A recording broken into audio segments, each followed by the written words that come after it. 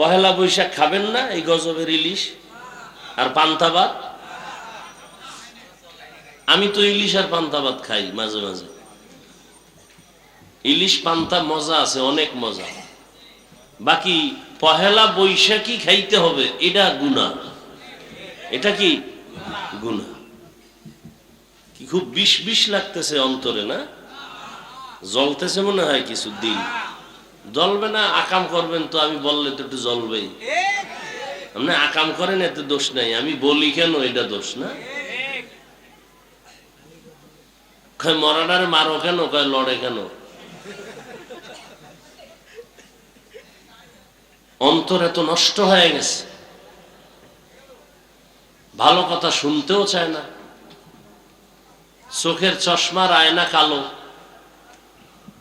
এসে প্যান্ডেলে কয় বাতি কালো কেন? কেয়ামত আসলো নাকি? বলে তোর চোখের উপরে কেয়ামত আসছে, মাঠে আসেনি। সমস্যা বাতির না চোখের? চোখের। নবী কোথাও যদি যাইতেন, সর্বশেষ ফাতেমার থেকে বিদায় নিয়ে যাইতেন।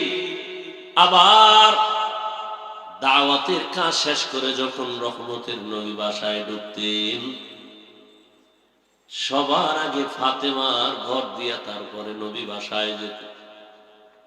একদিন নবী আসছে, তার নাতি হাসান হুসাইনের খবর নেই, ফাতেমার খবর নেই। আজ নবী ঘরের দরজায় সালাম দিছে, আসসালামু আলাইকুম ইয়া আহলাল বাইত। ঘরের থেকে কোনো আওয়াজ নাই, নীরব নিস্তব্ধ। ও পাকনার আরামের মা বোনেরা, ভালো করে শুনেন। রহমতের নবী ফাতেমার বাড়ির দরওয়াজায় দাঁড়িয়ে সালাম দিতেছেন, কোনো জবাব নাই।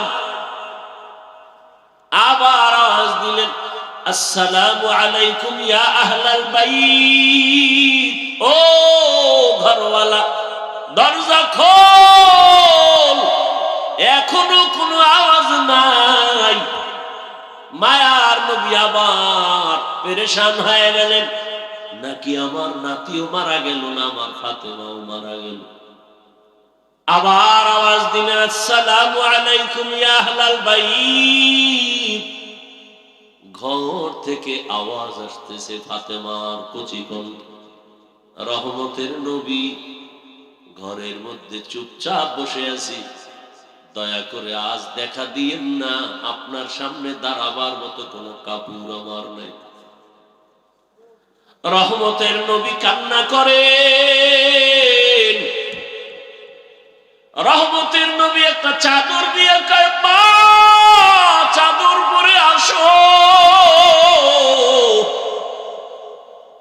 দরজা খুলে দেখে সামনে মাটির উপরে ফ্লোরে নাতি হাসান একদিকে ঘুমায়, হোসাইন একদিকে ঘুমায়।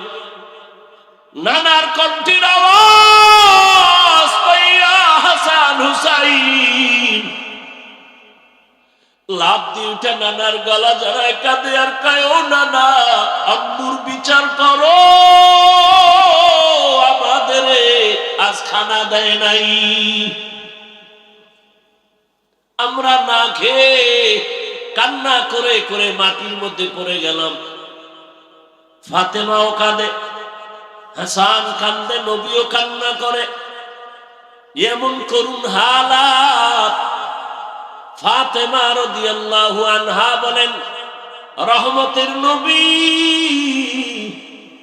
ঘরের চুলায় আগুন জ্বলে না, খানা নাই। আমার সন্তান আপনার নাতি হাসান হুসাইন কাঁদতেছে, কি দিব? পাতিলার মধ্যে পাত্রে পানি গরম করে সান্ত্বনা দিয়েছি, একটু অপেক্ষা কর, খানা রেডি হবে তারপরে খাবি। ওরা কান্না করতে করতে মাটির মধ্যে ঘুমিয়ে পড়েছে। রহমতের নবী কান্না করে, নবী খেজুর বের করে দিলে, নেও খেজুর, আমি খাই, তোমরাও খাও। রহমতের নবীর বরকতি হাত মুবারকের খেজুর খেয়ে 3 দিন 4 দিনের ক্ষুধা জাগায় নিবারণ হয়ে গেল।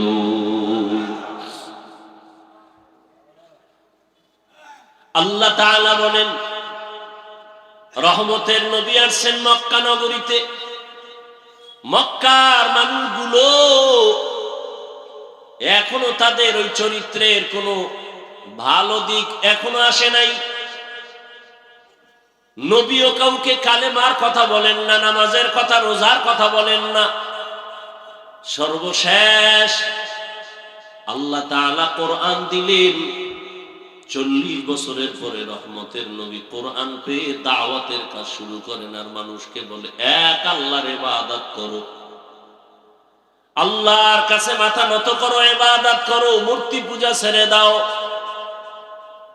কিছুদিন পরে রহমতের নবী আবার বলে রহমানের ইবাদত করো। মুশরিক বেঈমানেরা কয়, ও আব্দুল্লাহর সন্তান, এতদিন তুমি এক আল্লাহর কথা বলেছো, আজ আবার তুমি রহমানের কথা বলো। বলো তোমার আল্লাহ একজন নাকি দুইজন? নবী বলেন একজন। তো বলো আবার আলাদা রহমানের কথা বললা, মানির রহমান বলো, রহমানকে? নবী বলেন অপেক্ষা করো, জবাব দিব। দয়াময় আল্লাহ রহমান কে?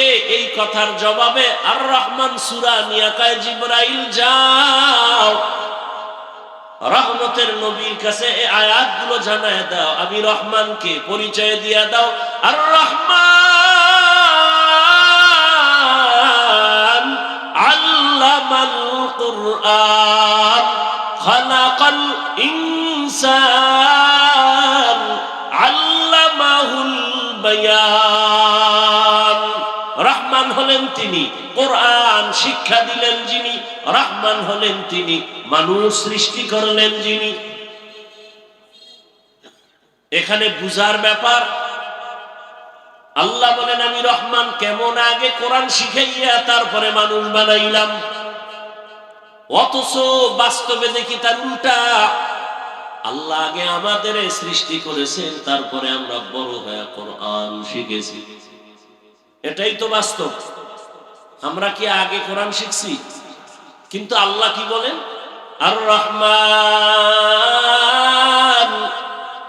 আল্লামাল কুরআন খালাকাল ইনসান আল্লামাহুল বায়ান। আমি এমন রহমান, আগে কোরআন শিখাইয়া পরে তোমাদের মানুষ বানাইছি। আল্লাহর কথাই ঠিক, আমাদের বুঝের অভাব। মুফাসসিরিনে কেরাম বলেন আল্লাহ কেন বললেন আগে কোরআন শিখাইলাম পরে মানুষ সৃষ্টি করলাম? তার কারণ হলো আল্লাহর আদালতে সব মানুষ জান্নাত পাবে না। বলে তাহলে কোন মানুষ পাবে? বলে দুনিয়াতে মানুষ আবার কয়েক ভাগে ভাগ করা। একদল বংশগত মানুষ, আর একদল জন্মগত মানুষ, আর একদল হলো গুণের মানুষ, গুণগত মানুষ। আল্লাহর কাছে বংশ পরিচয়ের মানুষটা জান্নাত পাবে না, জন্মের পরিচয়ের মানুষটা জান্নাত পাবে না, একমাত্র গুণের মানুষ জান্নাত পাবে। এবার বুঝার চেষ্টা করি গুণের মানুষ কাকে বলা হয়। আদম নবী আমাদের বংশদাতা বাবা, তার বংশে আমরা আসছি, আমরা বংশগত মানুষ। এই পরিচয়ে জান্নাত পাওয়া যাবে না, কারণ আদমের বংশে জন্ম নিলেই যদি জান্নাত পায় তো হিন্দুরাও পাবে, বৌদ্ধরাও পাবে, ইহুদিরাও পাবে। এই পরিচয় হবে না। আমার বাবার ঔরসে আমার জন্ম, আমি জন্মসূত্রে সন্তান, এই পরিচয়ে জান্নাত পাওয়া যাবে না। একমাত্র গুণগত মানুষ। আলহামদুলিল্লাহ আলহামদুলিল্লাহিল্লাযী জাআলা আশ-শামসা ওয়াল কামারা বিহুসবান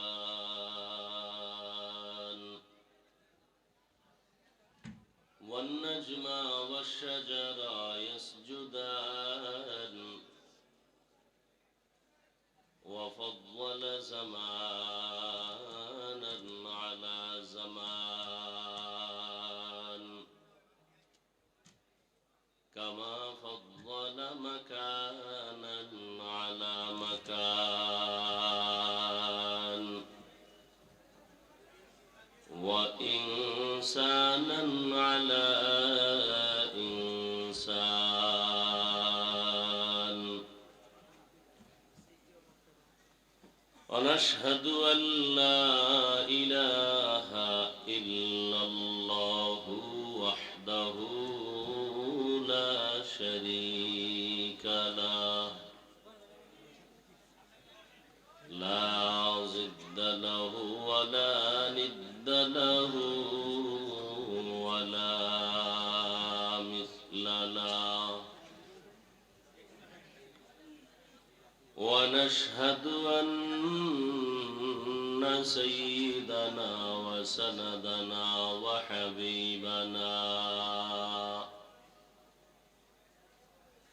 وحبيب ربنا وطبيبنا وطبيب قلوبنا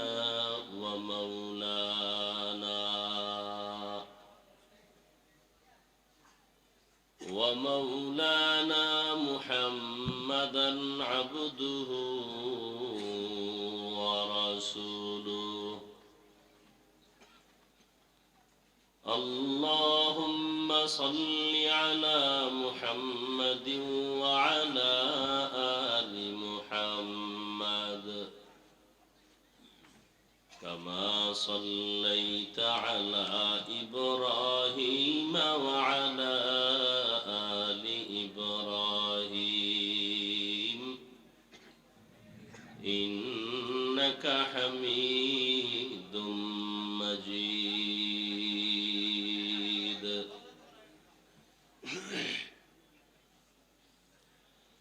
اللهم بارك على محمد وعلى آل محمد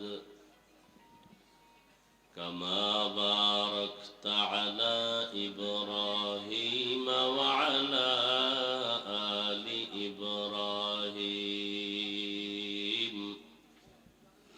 إنك حميد مجيد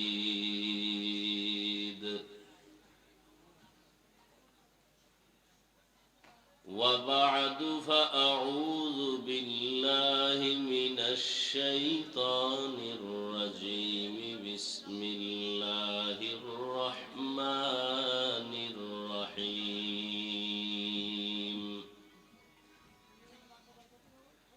الرحمن علم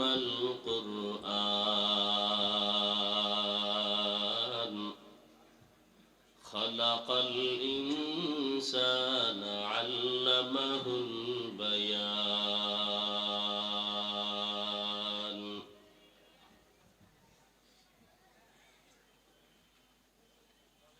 وقال النبي صلى الله عليه وآله وسلم خيركم من تعلم القرآن وعلمه صدق الله مولانا العظيم وصدق رسوله النبي الأمي الكريم ونحن على ذلك من الشاهدين والشاكرين والذاكرين والحمد لله رب العالمين سبحانك لا علم لنا إلا ما علمتنا إنك أنت العليم الحكيم رب اشرح لي صدري ويسر لي أمري واحلل عقدة من لساني يفقه قولي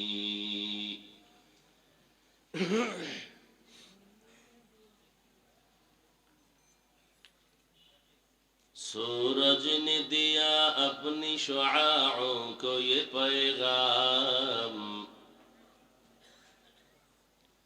सूरज ने दिया अपनी शुआओं को ये पैगाम दुनिया है अजब चीज को भी सुबह को भी शाम दुनिया है अजब चीज कभी सुबह कभी शाम।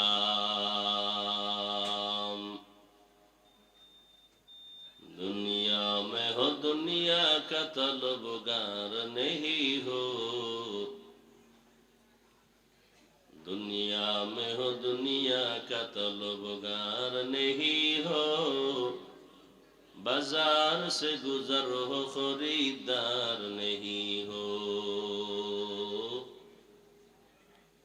बाजार से गुजर हो खरीदार नहीं हो। मकबूल है शाज है काबिल तो बहुत है, आईना के मानिंदे तू नहीं दिल तो बहुत है, आईना के मानिंदे तू नहीं दिल तो बहुत है।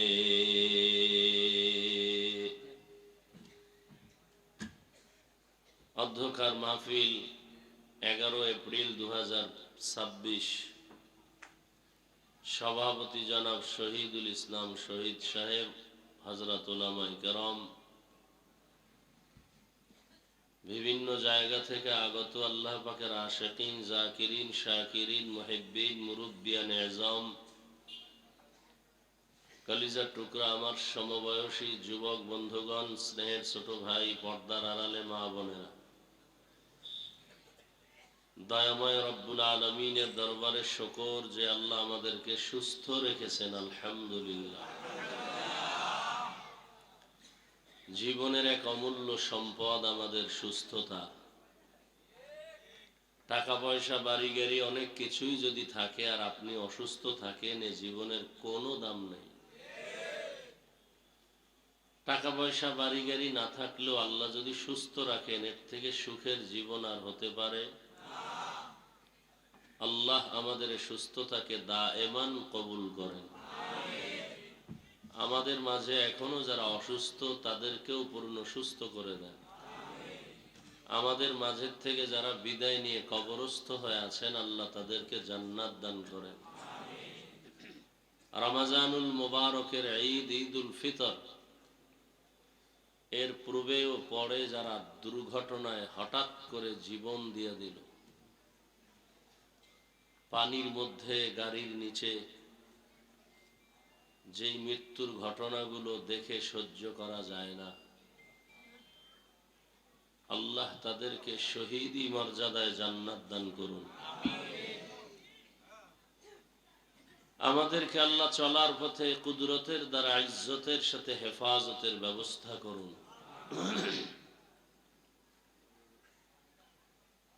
উলামায়ে হযরত আলোচনা করেছেন, আপনারা ধৈর্যের সাথে শুনছেন।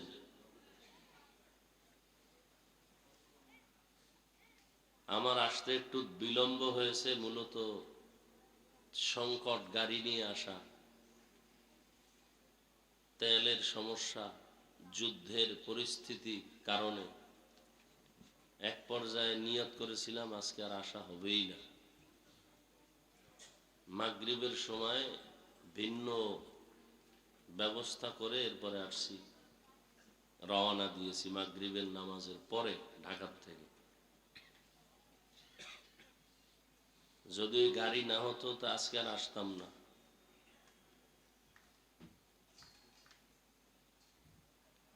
সব জায়গায় সংকট। দোয়া করি আমাদের এই অস্থিতিশীল পরিবেশ, বিশ্বময়, এর থেকে গোটা জাতিকে, গোটা দুনিয়াওয়ালাদেরকে স্বাভাবিক জীবনে আল্লাহ ফিরায় দেন। আপনারা যারা তেলের লাইনে নাই, আপনারা মনে করেন বিপদ খালি আমগো। যদি আর 2-4টা মাসে যুদ্ধ অব্যাহতভাবে চলে, পুরো পৃথিবীটা পঙ্গু হয়ে যাবে। নিত্য দ্রব্যের দাম নাগালের বাহিরে চলে যাবে। তরু তরকারি, খানা দানা যা কিছু আছে, এক কথায় দুর্ভিক্ষ নেমে আসবে এই জমিনের মধ্যে। আল্লাহ এর থেকে আমাদেরকে হেফাজত করা। এ দোষ কোনো বেঈমানকে দিয়া লাভ নাই। মানুষের জীবনের বেশিটা ক্ষতি করেছে মুনাফিকের গোষ্ঠীরা। মুনাফিক কারা? যারা ইসলামের ব্যানার ব্যবহার করে কিন্তু কাজ করে ইহুদির চেয়েও খারাপ। এ কারণে কাফের ভালো, মুনাফিক ভালো না। কাফেরের সাথে সমাজে চলার অনুমতি আছে ইসলামে, মুনাফিকের সাথে চলার অনুমতি নেই। কিন্তু মুনাফিক চিনবেন কি করে? আমার মতোই তো সব টুপিওয়ালা বাগড়িওয়ালা, বরং আমাদের থেকে তাদের চেহারা আরো ভালো, আরো স্মার্ট। বড় কঠিন হালাত। আজকে মুসলিম বিশ্বের কাছে এত সম্পদ, আমার দেশেও সম্পদ কম নাকি? চোরের কারণে আমরা এই সম্পদ হারিয়ে ফেলেছি। সৌদি আরব, লেবানন, কুয়েত, কাতার, ইরাক, এরপরে মিশর, সব মুসলমান এক হয়ে গেলে আমেরিকা কেন, রাশিয়া কেন, কোন বেঈমানের চোখ উঠায় তাকাবারও তো সুযোগ নেই। কিন্তু যে অন্তরে নেফাকি, মুসলমানকে ধ্বংস করবে মুসলমান দিয়া। আমাদের হুজুরের বিরুদ্ধে আওয়ামী লীগ বিএনপিরা কিচ্ছু করতে পারে না, ওদের সাহসী হয় না। এই সাহস যোগায় আমগো লাইনের কিছু টুপিওয়ালা মুনাফিকেরা। আওয়ামী লীগের বাবার ক্ষমতা নাই একজন আলেমের বিরুদ্ধে চোখ উল্টায় কিছু বলবে। বিএনপির 14 পুরুষেরও ক্ষমতা নাই আলেমদের দিকে আঙ্গুল তুলবে। এই সাহসটা পাই মুনাফিকের কারণে, শুধু মুনাফিকের কারণে। তাবলীগ খারাপ এই কথা বলার সাহস পায় কেমনে? আর এক দল টুপিওয়ালা খারাপ বলে, ওই সুযোগে অন্যরাও খারাপ বলে। না হয় যে আউজুবিল্লাহ বিসমিল্লাহ পারে না, নামাজ নাই, রোজা নাই, হালাল নাই, হারাম নাই, সে কোনোদিন তাবলীগের বিরুদ্ধে সাহস পাবে না কথা বলতে। কোন ইমামের বিরুদ্ধে কথা বলতে সাহস পাবে না, কোন আলেমের বিরুদ্ধে কথা বলার সাহস পাবে না। কিন্তু কই, আওয়ামী লীগেও তো আলেম আছে, ওলামা লীগ, বিএনপির মধ্যেও আলেম আছে। কি কর না কেন? ওলামা দল আছে না? সত্য কথা বলতে সমস্যা? এই কিছু তার ছাড়া মনে করে আমি আওয়ামী লীগের গাইল লইতেছি, বিএনপির গাইল লইতেছি, সাইজ করতেছি আমগো জাতি বেইব। এ বুঝার মতো কোনো মেধা নাই। এইরকম তার ছাড়া এখানে বহুত বসা আছে। ফট করে কইবে হুজুরে রাজনীতির ওয়াজ করে, জুতা দিয়া কানের পর্দা ফাটায় দেওয়া উচিত। বেয়াদব কোথাকার।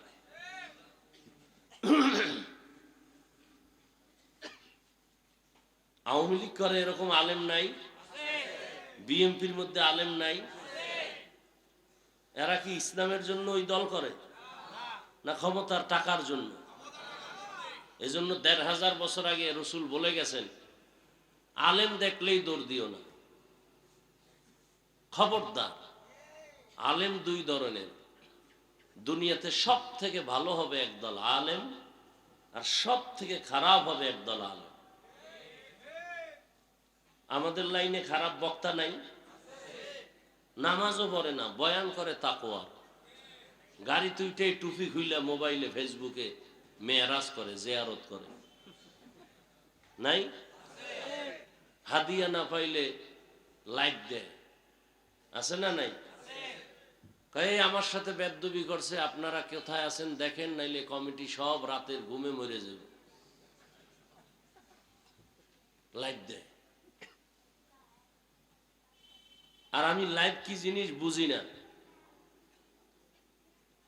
এই যে মোবাইলে বই আছে সব ফেরেশতা। কোন বাফের বেটা থাকলে দাঁড়ায় বলেন তো, হাফিজ ভাই টাচ মোবাইল চালাই আমি, কিন্তু কোনো গুনাহ হয় না, হাতের, চোখের, কানের, জবানের, অন্তরের। আপনার কপালে চুমা খাবো বলেন তো? এবার বুঝেন তাহলে আপনাদের চরিত্র বেশি সুবিধা না। যারা টাচ মোবাইল চালায় এদের চরিত্র বেশি। সত্য কথা বলতে টেনশন করেন? যদি থাকে দাঁড়ান, আমি স্টেজ থেকে নিচে এসে আপনার কপালে চুমা খাবো, যে আপনি টাচ মোবাইল চালান কিন্তু গুনাহ করেন না। কত চরিত্রহীন আছে, টাচ মোবাইলের মধ্যে লক নাম্বার দিয়ে রাখছে, বউকে জানায় না। এই স্বামী নিঃসন্দেহে চরিত্রহীন, নিঃসন্দেহে চরিত্রহীন। ওর চরিত্র ভালো না, না হয় ওর মোবাইলের পাসওয়ার্ড বউ জানবে না কেন? কথা বলেন না কেন? ওটা কুলাঙ্গার, স্বামী নামের কলঙ্ক, চরিত্রহীন।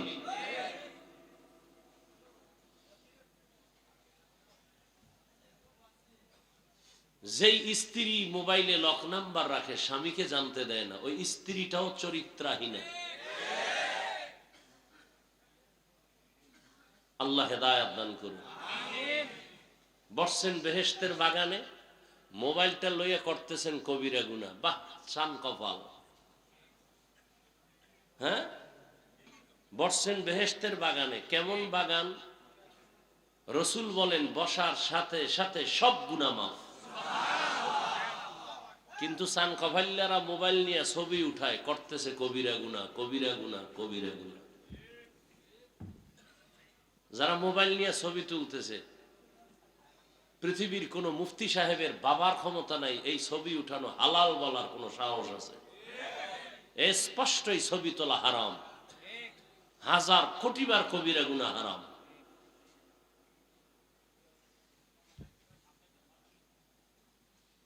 আল্লাহ হেদায়েত দান করুন।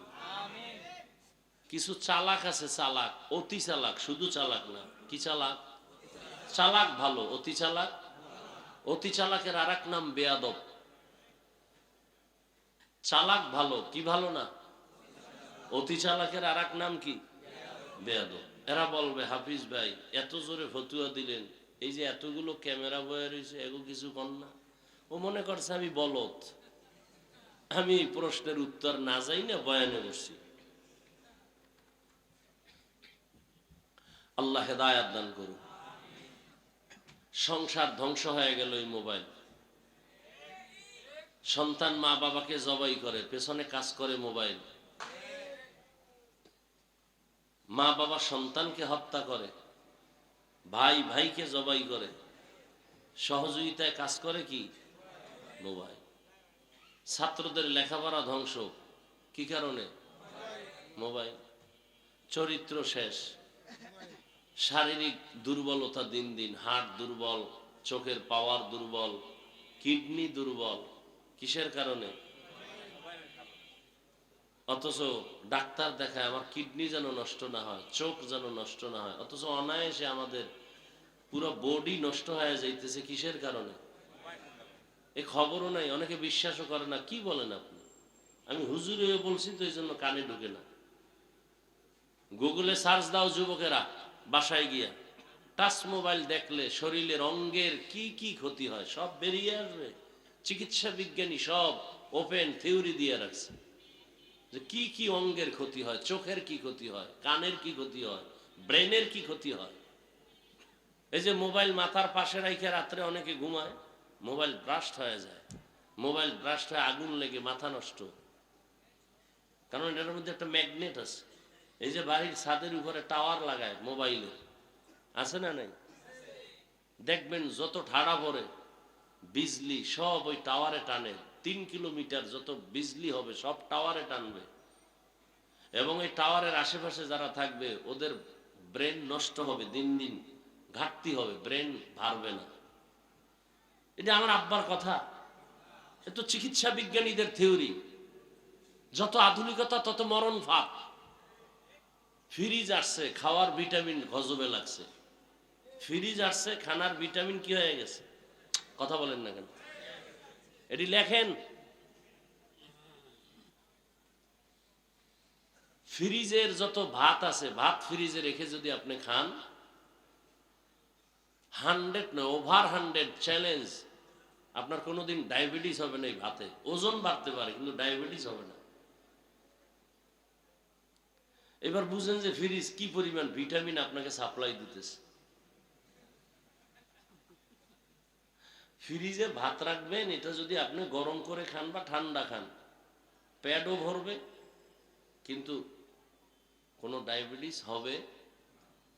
আসতে বলেন কেন? কত পার্সেন্ট বললাম? ওভার 100 বলছি। তো শরীরে ওজন বাড়বে সেটা ভিন্ন বিষয়। খাইবেন আর বাথরুম বোঝাই করবেন, কাম করবেন না, তো ওজন বাড়বেই। রাইস কুকারে কারেন্টে ভাত রান্ধে, ভাত আছে না, ভিটামিনের গোষ্ঠীও নেই। মাছ, ইলিশ মাছ কত মজা, 1 মাস ফ্রিজে রাখেন না, কি মজা পান। আর এমনি তো আল্লাহর কুদরতে ইলিশের মজা নাই, আগের সেই ইলিশের ঘেরানো নাই, তেলও নেই, কি আছে? সব ইন্ডিয়ানরা লয়ে গেছে।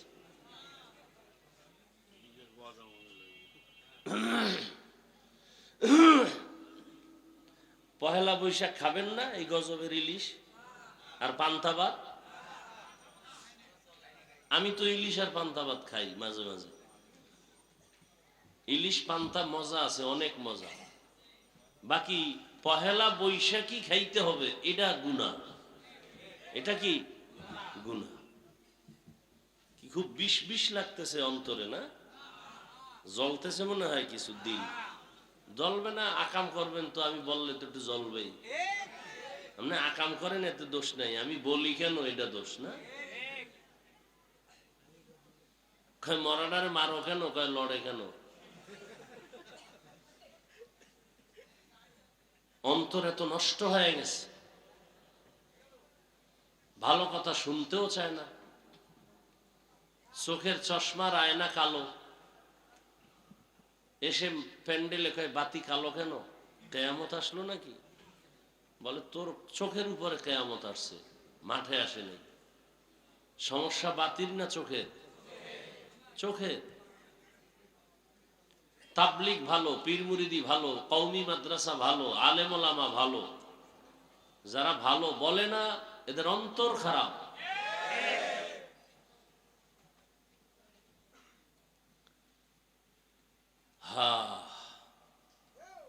কোরআনে হাকিমের সূরাতুর রহমানের শুরু থেকে 2-3 টুকরা আয়াত আমি আপনাদের সামনে পড়েছি। সংক্ষেপ সময় আমি আয়াত এবং রসুলের একটি হাদিসও পড়েছি।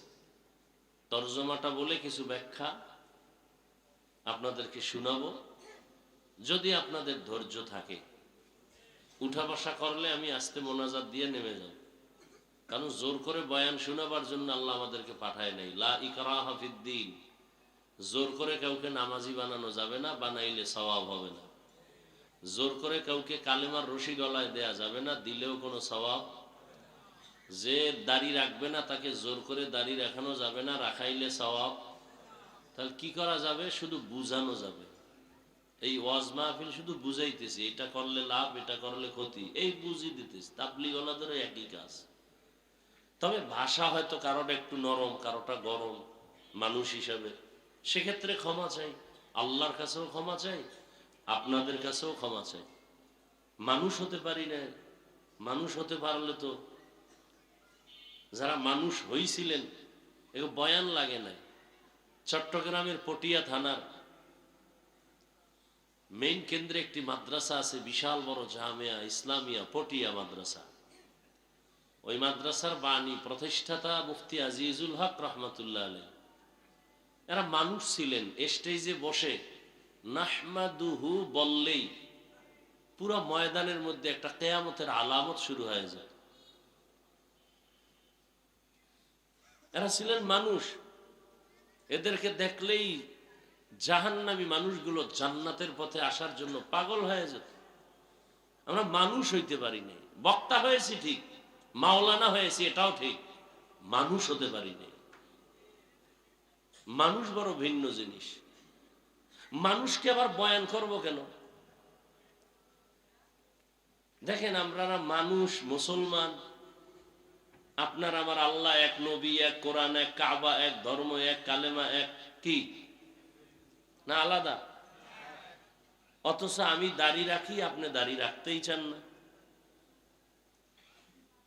আপনিও মুসলমান, আমিও মুসলমান, আপনার আল্লাহ আমার আল্লাহ দুই না এক? তাহলে আপনাকে দাড়ির জন্য আলাদা বয়ান দিতে হবে কেন? টুপির জন্য বয়ান দিতে হবে কেন? সুন্নতের বয়ান দিতে হবে কেন? সুদের বিরুদ্ধে আপনাকে বুঝাতে হবে কেন? ঘুষের বিরুদ্ধে আপনাকে বয়ান করে বুঝাতে হবে কেন? ওই যে একটু আগে বলছি, আসলে মানুষ হতে পারি নাই। যেই বয়ান আলেম ওলামারা, তাবলিগলারা, পীর সাহেবরা জুমার বয়ানে যেই পরিমাণ আপনাদের বয়ান করে, এর 1000 ভাগের 1 ভাগ বয়ান খালি হিন্দুদের করলে ওরা সব মদিনার আশেক হয়ে যেত। আর আপনি বয়ান শোনার পরে বিড়ি মোনাজাত দিয়ে গেছে, বিড়ি টানতে টানতে যাইতেছে। এরম আছে না নিমক হারাম? কি বয়ান শুনলো? মোনাজাত দেওয়ার পরেই বিড়ি। তো মোনাজাতে বোধহয় বিড়ি চাইছে। সুদের টাকায় ব্যবসা, বাহাদুরির ভাব, খায় হারাম, করে মায় আপন গর্ভধারিণী মায়ের সাথে জিনার গুনাহ, বাহাদুরি করে। যারা সুদের সাথে জড়িত 24 ঘন্টা কার সাথে জিনার গুনাহ করে? গর্ভধারিণী আপন মায়ের সাথে জিনার গুনাহ। এই কথা বললে সুদখোরের মনে শান্তি না কষ্ট? কিছু কিছু তার সেরারা মনে করবে, হুজুরে আমারে চিনলো কেমনে, যে বৈশেই যে আমারে ধরলো।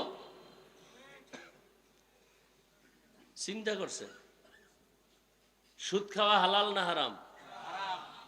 যারা সুদের সাথে জড়িত এদের নামাজ কবুল হবে না, রোজা কবুল হবে না, হজ কবুল হবে না, তেলাওয়াত কবুল হবে না, মাদ্রাসা করলে সওয়াব হবে না, মসজিদে দান করলে সওয়াব হবে না, মোনাজাত দিলে কবুল হবে না।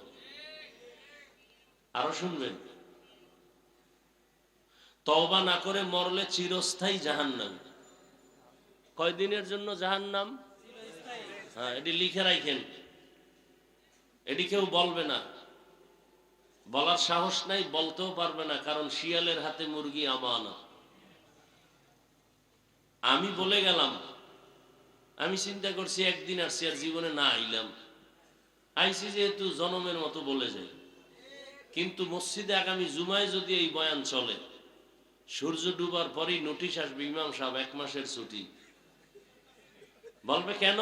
বলবে শিয়ালের হাতে মুরগি দিলে যা হয়, মসজিদ মাদ্রাসার চাবি সুদখোরের হাতে দিলে তাই হয়।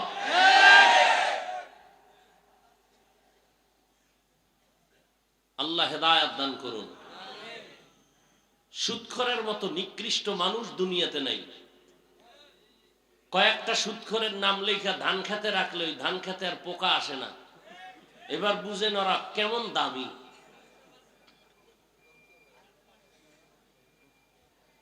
তবে আপনি লিখে দিলে হবে না, ভালো কোনো আমলওয়ালার দ্বারা লেখাই নিতে হবে। আপনি তো হাত না পাক, চোখ না পাক, জিহ্বা না পাক, অন্তর না পাক, আপনার কাজ হবে না। রাগ করতেছেন? আরে আমি আপনাকে এলাকায় থাকবো, এত ভয় কি? ইমাম সাহেব বললেন না ভয় আছে যে আগামী জুমায় পরের জুমায় দেখা হইব, একটু লজ্জা। হ্যাঁ, আল্লাহ হেদায়েত দান করুন। আয়াত হাদিসের তরজমাটা বলে নেই। আর রহমান আল্লামাল কুরআন খালাকাল ইনসান আল্লামাহুল বায়ান। কি আপনাদের এই আয়াতগুলো মোটামুটি জানা আছে না? হ্যাঁ, এই আয়াতের বিষয়বস্তু হলো মানুষ কাকে বলে। একটু আগে বলছি না আমরা মানুষ হতে পারি না। এই ব্যাখ্যাটা শুনলে বুঝবে না আসলেই আমরা কুত্তার চেয়েও খারাপ। হিংসা করা এটা কি মানুষের স্বভাব না কুত্তার স্বভাব? তাহলে আমি দেখতে মাওলানা মানুষ, কিন্তু হিংসা থাকলে আমার চরিত্রটা কুকুর থেকেও খারাপ। দলিল কোরআনের আয়াত 9 পারা সূরা আরাফ। সুযোগ আসতেছে বলবো সময় থাকলে। আসলে বয়ান করার উদ্দেশ্য কি? বয়ানের মূল উদ্দেশ্য হলো জাহান্নাম থেকে জান্নাতের রাস্তা দেখানো। কি ভাই, আমার বয়ানের দ্বারা যদি আপনি জাহান্নাম থেকে বাঁচার পরামর্শই না পান, কোরআন হাদিস অনুযায়ী জান্নাতে আগাবার সেই পরামর্শ না পান, তো এটা বয়ানের মাকসাদ তো হাসিল হয় না। প্রত্যেকটা বয়ানের উদ্দেশ্য, বক্তার উদ্দেশ্য হবে একটা আল্লাহ ভোলা মানুষকে আল্লাহর দিকে আগায় দেওয়া। তাআল্লুক মা আল্লাহ, আল্লাহর সাথে কিভাবে সম্পর্ক তৈরি হবে, এই বয়ান। আর বয়ানের দ্বারা যদি আল্লাহর সাথে সম্পর্কের সেই বিশ্বাসটা, সেই অনুভূতিটা না আসে, তো কিসের বয়ান এগুলো? আপনাকে এত বয়ান করে, যে একটু আগে বললাম আমিও মুসলমান, আপনিও মুসলমান, আমি টুপি খুলতে চাই না, আপনি টুপি দিতে চান না, কারণ কি? আপনার আমার আল্লাহ এক, নবী এক, কোরআন এক, কাবা এক, ধর্ম এক, কালেমা এক, আমি দাড়ি কাটতে চাই না, আপনি রাখতে চান না, কারণ কি? আমি বেপর্দায় চলতে চাই না, লজ্জা, আপনি বেপর্দায় পর্দা করতে চান না, লজ্জা, কারণটা কি?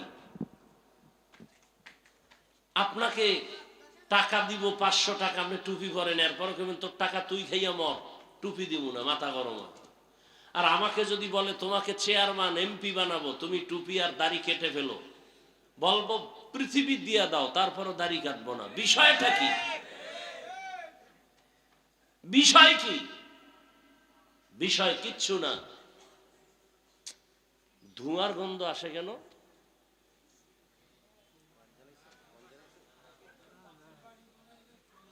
হ্যাঁ, প্রচন্ড ধোঁয়ার আসতেছে গন্ধ, বিড়ির গন্ধ না, ধোঁয়া ধোঁয়া ধোঁয়া, এটা কোথাও কিছু জ্বালাচ্ছে, মহা মুসিবত, আমাদের জন্য খুব ক্ষতিকর এই বিষয়গুলো। ওই আইসা ঢুকছি রুমে, একেবারে হুজুরে আসবে, একেবারে খুব মোহাব্বত লাগে, এমন স্প্রে মারছে, 5 মিনিট গামছা দিয়া নাকটা আটকায় রাখছে, আবেগ, কঠিন ধোঁয়ার গন্ধ আসতেছে, অসহ্যকর অবস্থা, কঠিন অবস্থা, শ্বাস বন্ধ হয়ে যাওয়ার অবস্থা। এরা চিন্তা করে যে হুজুরে আসছে যেহেতু একটু টের পেয়ে যাক, আমরা এই সিফার ভিতরে আসি।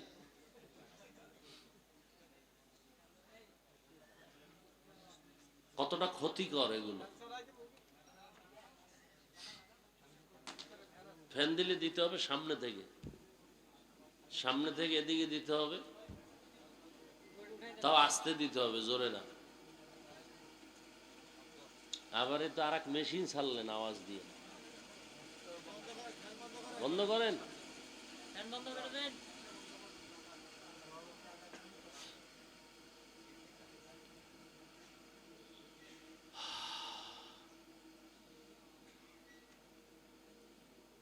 আল্লাহ বলেন আর রহমান, রহমান হলেন তিনি, আল্লামাল কুরআন, কোরআন শিক্ষা দিলেন যিনি, খালাকাল ইনসান, রহমান হলেন তিনি, মানুষ সৃষ্টি করলেন যিনি, আল্লামাহুল বায়ান, রহমান হলেন তিনি, বয়ান শিক্ষা দিলেন যিনি। নবীজি বলেন খায়রুকুম মান তাআল্লামাল কুরআনা ওয়া আল্লামাহ, দুনিয়াতে ওই ব্যক্তি বড় দামি, বড় সম্মানিত যে কোরআন শিখে অন্যদের কোরআন শিক্ষা প্রদান করে। তরজমা শেষ। হাদিসের উপরে 2-4 মিনিট কথা, এরপর আয়াত নিয়ে কথা বলি। নবীজি বলছেন দুনিয়াতে শ্রেষ্ঠ ওই ব্যক্তি যে কোরআন শিখে, বলেন না কেন, সহযোগিতা করেন, অন্যকেও শিক্ষা দেয়, তাদের মতো দামি আর কেউ নাই।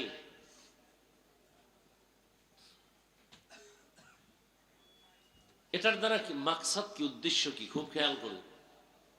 যেমন মাদ্রাসায় ওস্তাদ ছাত্রদেরকে ডাইরেক্ট পড়ায়, পড়ো আলিফ বা তা, এটা ডাইরেক্ট কোরআন শিখানো।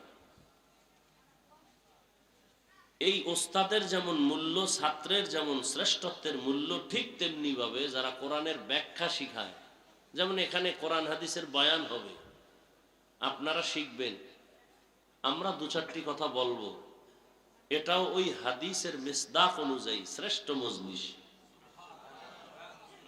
এ কারণে নবীজি কি বলছেন এই মজলিসটা সম্পর্কে?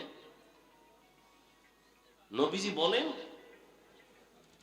যারা কোরআন ও হাদিসের মজলিসে বসবে আর উলামায়ে আহলে হকদের 2টি কথা কোরআন হাদিস থেকে শুনে 2-একটা মাসআলা মুখস্থ করবে, শিখবে, এক মাসআলার বরকতে 100 রাকাত নফল নামাজের সওয়াব পেয়ে যাবে। যদিও মজলিসে অনেকগুলো ইসলামের বিধিবিধান শিখতে পারে, নবীজি বলেন 1000 রাকাত নফল নামাজের সওয়াব পেয়ে যাবে। আরো কত বরকতের কথা। এই যুবক, ঢুকলা কেন আর উঠো কেন? আমাদের ক্ষতি করার জন্যই আল্লাহ তোমাদের দুনিয়ায় পাঠাইছেন। জীবনে উপকার হবে না তোমাদের দ্বারা। হ্যাঁ, এইটাই কাম। শুরু করতে পারলাম না, ব্যারাম শুরু হয়ে গেছে।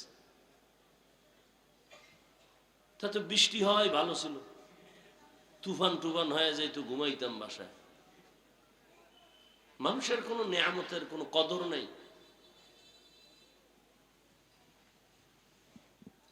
বসার যদি দীর্ঘ টাইম বসার অভ্যাস না থাকে, কেন আমাদের চোখের নজরে থাকেন? আপনারা দূরে থাকেন, কমিটি মাইক লাগাইছে না দূরে?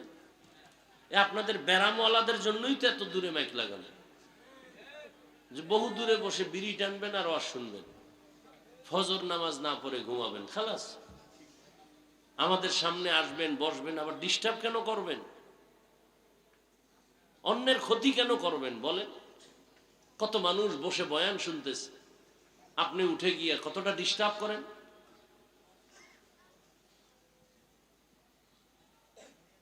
শেষ দোয়া পর্যন্ত আল্লাহ মাহফিলকে কবুল করেন। ঘর থেকে যখন বেরিয়েছে মানুষ, আপনারা দ্বীনের মজলিসে আসবেন। নবীজি কি বলছেন? প্রত্যেকের সাথে 70,000 রহমতের ফেরেশতাকে আল্লাহ কাফেলা বানিয়ে দিয়েছেন। কতক্ষণ তারা আছেন? ঘর পর্যন্ত পৌঁছা পর্যন্ত। এরা কি করবেন? এরা শুধুই আপনাদের আমাদের জন্য আল্লাহর কাছে মাগফিরাত চাইবেন, আমাদের গুনাহ মাফ চাইবেন। শুধু কি তাই? এই যে একটা প্যান্ডেল এখানে জমিনে বসা, ঠিক এমন একটা মজলিস আরশে আজিমে আল্লাহ মিলাইয়া ফেরেশতাকে নিয়ে বসছেন। সেখানে কি আলোচনা করতেছে? আমরা এখানে আলোচনা করি আল্লাহর গুণগান, ওখানে আলোচনা হচ্ছে আমাদের গুণগান। আল্লাহ বলতেছেন এই মানুষগুলো বসলো কেন? অনেক বড় হাদিস। কেন আসছে এরা? টাকা চায় না, বাড়ি না, গাড়ি না, কেন? আল্লাহ আপনাকে চায়, আর জান্নাত চায়, আর জাহান্নাম থেকে মুক্তি চায়। নবীজি বলেন, আল্লাহ জিজ্ঞাসা করেন ফেরেশতারা আমাকে দেখছে? না। যদি দেখতো? আল্লাহ তো কলিজা ফেটে আপনার জন্য পাগল হয়ে মরে যাইত। আমার জান্নাত দেখছে? কয় না। যদি দেখতো? দেখলে তো পাগল হয়ে সারা জীবন জান্নাতের দিকে দৌড়াতো। জাহান্নাম দেখছে? বলে না। যদি দেখতো? জীবন দিয়া হলো ওই জাহান্নাম থেকে ভাগার চেষ্টা করত। আল্লাহ বলেন, তোমরা যেহেতু সাক্ষী দিলা, এবার তোমরা সাক্ষী থাকো, আমি বলতেছি এরা এখানে আসা মাত্র আমি সবার জীবনের সব গুনাহ মাফ করে দিই। কয় কিছু লোক তো অশুনতে আসে না, তামসা দেখতে আসছে। কেমন হুজুর? চেহারা দেখতে আসছে। কোন দলের হুজুর? টুপির সাইজ কি? এরকম আছে না কিছু? এগো কি করবেন? কয় এগো মাফ করে দিল। কেন? কয় চিটা যেমন ধানের দামে বিক্রি হয়ে যায়, ঠিক যারা এখানে আল্লাহর মহব্বতে আসছে এরা ধানের সমতুল্য, যারা আসছে শুধু তামাশা দেখতে এরা চিটার সমতুল্য। তো দুনিয়াতে যদি একটা কি বলে যেটার দাম নাই, একটা চিটা, এটার যদি মূল্য থাকে ধানের সাথে এটার বিক্রি হয়, কেউ বলে না যে চিটা আলাদা করো, ধানগুলো আমাকে দাও, বলে না। তাহলে দুনিয়ার মানুষ যদি এটাকে করতে পারে, তা আমি তো আরো দয়াময়। আর মানুষ তো আমিই বানাইছি, আমি কেন করব না? যারা আসছে আমাকে পাওয়ার জন্য আর আমার মজলিসের কাছে আসছে। একটা লোক আতরের দোকানের পাশে দাঁড়ানো, দাঁড়ায় ঘেরান পাইতেছে মজা, আর একজনে কিনা পকেটে নিতেছে। ওই লোকটারও মনে চায় কি চায় না? চায়, কিন্তু টাকা নাই। তো টাকা না থাকলে কি হবে? ঘেরান পায়নি, পায়নি না, ওইটা আবার কোনো আটকায় রাখা যায়? পাইতেছে। ওই ঘেরানটায় মজা আছে না নেই? আছে। টাকা না থাকলেও, কিনতে না পারলেও তো ঘেরান পায়। ঠিক যারা ময়দানের পাশে আছে, ওয়াজ শুনতে আসে নাই, এরাও তো কিছুটা আল্লাহর মোহাব্বতের ঘ্রাণ এখান থেকে পাবে। অতএব এদের বরকতে আল্লাহ ওদেরকেও মাফ করে দেবে। এত বড় মজলিসে আসিয়া বসার পরেও কি মোবাইলটা হাতে নেওয়ার মানে কি? আচ্ছা, 24 ঘন্টাই তো এই মোবাইল নিয়ে থাকেন। এই স্বামী, বউরে সময় দাও না বাবা, এই মোবাইল। বাবা সন্তানকে সময় দেয় না, মোবাইল। তো 24 ঘন্টাই তো বাথরুমে গিয়েও মোবাইল। আল্লাহ নিয়ে আসছেন বেহেশতের বাগানে, 2 ঘন্টা মোবাইল না চালাইলে কি হবে?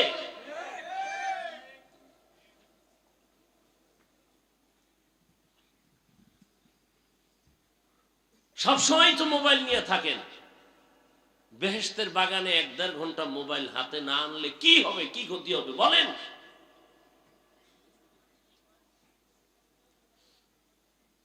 না দেখাচ্ছেন আমি মোবাইলওয়ালা, তবে আমার দেখাইলে ক্ষতি হবে। বয়ানের পরে দেখবেন জিনেরা মোবাইল নিয়ে গেছে। বহু জিন এখানে আছে মোবাইল নেওয়ার জন্য। জিনেরা দেখা যায়, মোবাইল সরেরও দেখা যায় না। খালি কপালে হাত দিয়া মাইকলারা কইবে মোবাইল ঘোষণা দাও, আবার ওই স্টেজের তলে জুতার তলে খুঁজে মোবাইল নিয়েছে, জিনের তলে খুঁজে মোবাইল, এখানে মোবাইল আছে। মোবাইল দেখাইন না, জিনরা দেখলেই কিন্তু টার্গেট করবে যে না এইটা নিলে 2 দিনের বাজার হবে। দেখাইন না, জিনেরা দেখলেই কিন্তু নিয়ে যাবে। শেষে আমও যাবে, সালাও যাবে। আল্লাহ, তাহলে এটা একটা শ্রেষ্ঠ মজলিস। কিসের কারণে? কোরআনের কারণে। কিসের কারণে? সোহবতে সা লে তোরা সালে কুনাত, সোহবতে তালে তোরা তালে কুনাতে জামানা, সোহবতে বা আউলিয়া বেহতেরাজ সদ সালা তাআত বেরিয়া।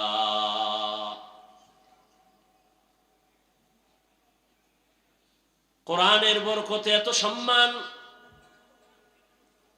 কোন একজন আহলে হক উলামায়ে কেরামের কেউ দামি কোন বুজুর্গ, তাহাজ্জুদওয়ালা কোন আলেম কোন এলাকা দিয়ে যদি হেঁটে যায়, কোরআনের বরকতে আলেমের কারণে ওই এলাকার কবরের আযাব আল্লাহ মাফ করে দেন। নবীজিরে আর দেখা যাবে না, আর নবী আসবেন না আমাদেরকে কালেমার দাওয়াত দেওয়ার জন্য। নবী বলেন আমার জায়গায় আমার একদল নিরেট বন্ধু থাকবে, তারা হবে উলামা। ইন্নাল উলামা ওয়ারাসাতুল আম্বিয়া। উলামায়ে কেরাম আম্বিয়ায়ে কেরামের ওয়ারিস। এদের দাম কত জানো? এরা যতটা কদম দেয়, কদমে কদমে গুনাহ মাফ। সুবহানাল্লাহ। না নূরের ফেরেশতারা ইলম ওয়ালাদের পায়ের নিচে তাদের পাখা বিছায়া দেন। হাত্তাল হিতানু ফিল মা, পানির মধ্যে যত মাছ আছে এগুলো কোরআনওয়ালা ইলম ওয়ালার জন্য অল টাইম দোয়া করে। এলেমের বরকত, এলমেরা এজাজ করদান বেহিসাব, খালকেরা দাদান জওয়াবে বাসওয়াব, হক না দারত দোস্তে খলকা জারেরা, নিস্তে ই খসলত একে দিনদারেরা। একজনে আলেম না, কোরআন হাদিস জানে, সে যদি সারা রাত দাঁড়ায় দাঁড়ায় যায় নামাজে নামাজ পড়ে, আর একজন আহলে হক আলেম বিছানায় এশার নামাজ পড়ে ঘুমায়, সাধারণ মানুষের নামাজের ইবাদতের চেয়ে আলেমের ঘুমের মূল্য আল্লাহর কাছে বেশি।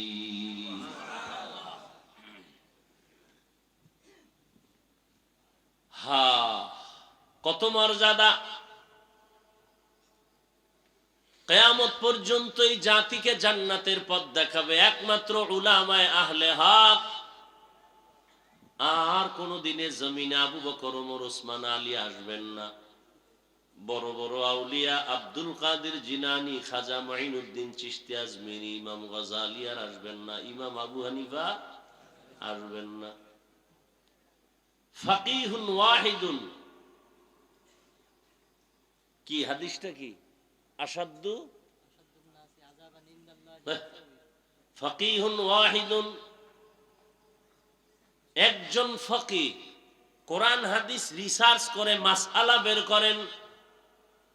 আসাদ্দু আলা শাইতানি মিন আলফি আবেদ, 1000 আবেদ।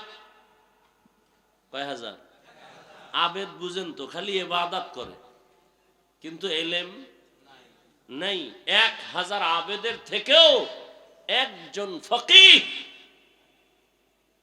আল্লাহর কাছে দাম। হা ভাইরা আমার, এই শ্রেষ্ঠ মজলিস পুরা চারপার্শ্ব থেকে নূরের ফেরেশতারা হাতে হাত লাগাইয়া আরশে আজিম পর্যন্ত তারা সিরিয়ালে দাঁড়ানো। এখান থেকে যদি কেউ মোনাজাত দিয়া তওবা করে বিদায় হয়, রহমতের নবী বলতেন মায়ের গর্ভের বাচ্চা যেমন দুনিয়াতে নিষ্পাপ ভূমিষ্ঠ হয়, কোরআনের বাগান থেকে একজন মানুষ ওই রকমই নিষ্পাপ বাড়িতে ফিরে যায়। সোহবতে সালেহ তোরা সালেহ কুনাত, সোহবতে তালে তোরা তালে কুনাত।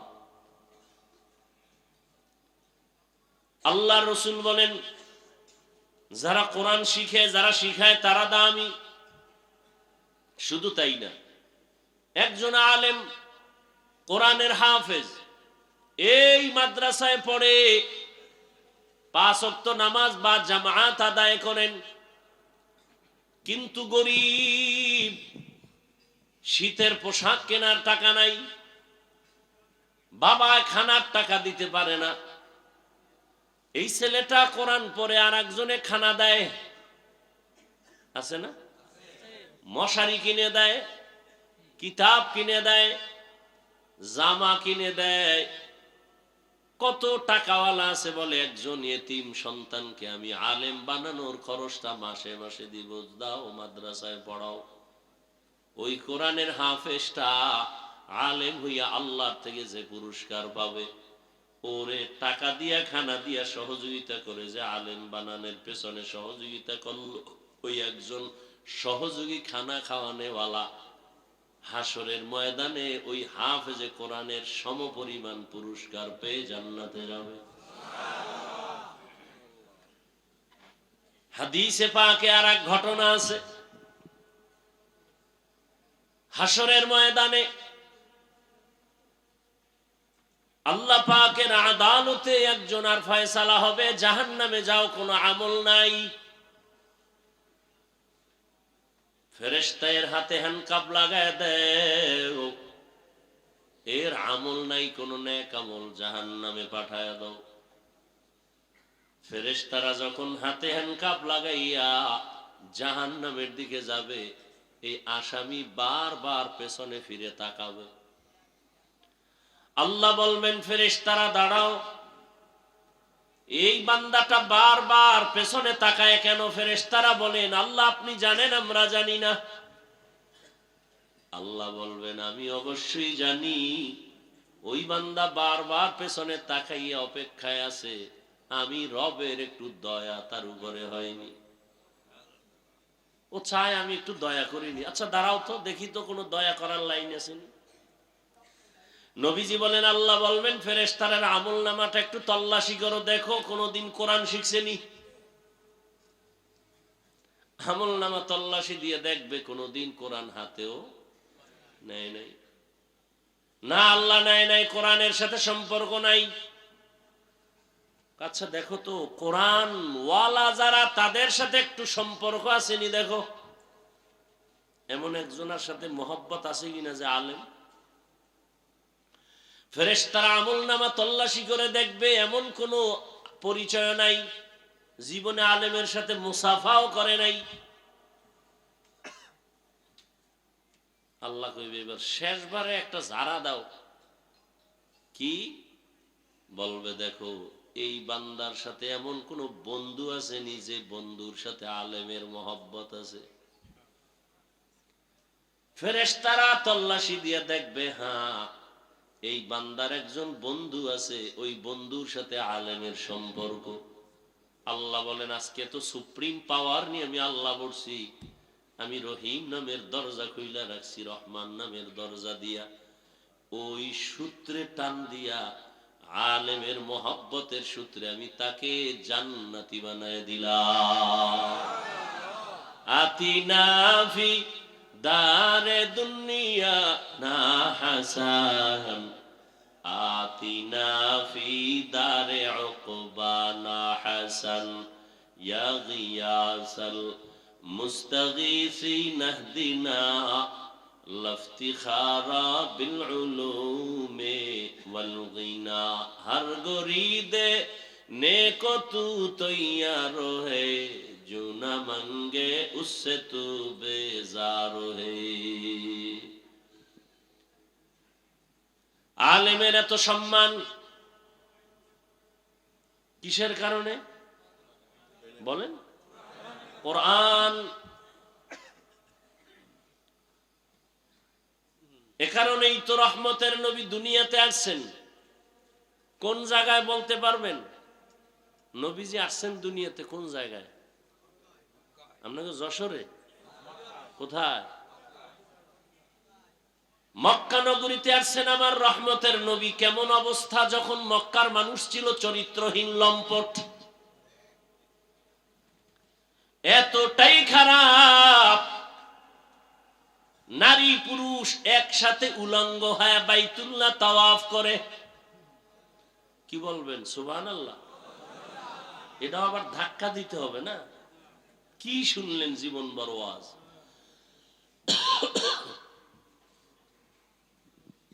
এতটাই খারাপ, ঘরে কোনো কন্যা সন্তান হলেই বাবার মাথা গরম, মেরে গলা টিপে মেরে ফেলে।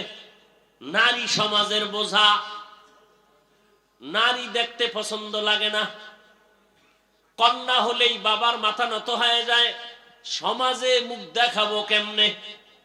ছেলে হলে খুশি। বুঝেন কত খারাপ। ১৫০০ বছর পর আমার দেশের সমাজে এখনো কিছু কুলাঙ্গার আছে, মেয়ে হলে বেজার হয়। আসেনি? বউয়ের সাথে রাগ করে কথা বলে না। এই ফেতনির ঘরের ফেতনি সব মেয়ে দাও কেন? সন্তান কি বউ দেয়? কে দেয়? কেমন তার সেরা বোকা। সন্তান দেয়ার মালিক কে? না শাহজালাল? লিল্লাহি মুলকুস সামাওয়াতি ওয়াল আরদ ইয়াখলুকু মা ইয়াশাউ ইনাসাও ওয়া ইয়াহাবু লিমান ইয়াশাউ যুকুর আও ইউযাওবিজুহুম যুকরানা ওয়া ইনাসা ওয়া ইয়াজআলু মান ইয়াশাউ আকিমা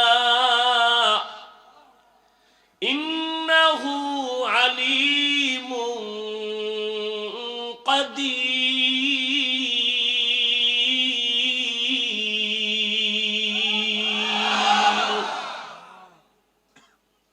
আসমান জমিনের মালিক কে?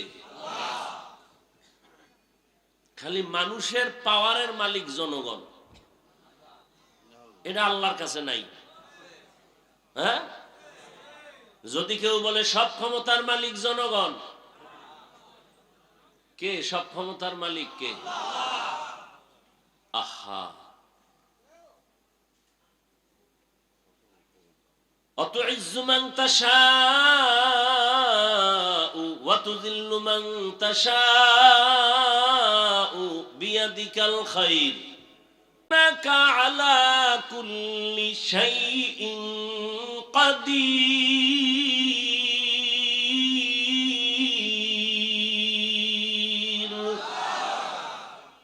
সব ক্ষমতার মালিক কাদের কুদরত দারি বার কামাল আনতা রব্বি আনতা হাসবি জুল জালাল তুহি কাদের জলিলুল্লাহ জাহাদার বহর হালে তুহি মেরা নেগাহদার। কষ্ট হইতেছে না?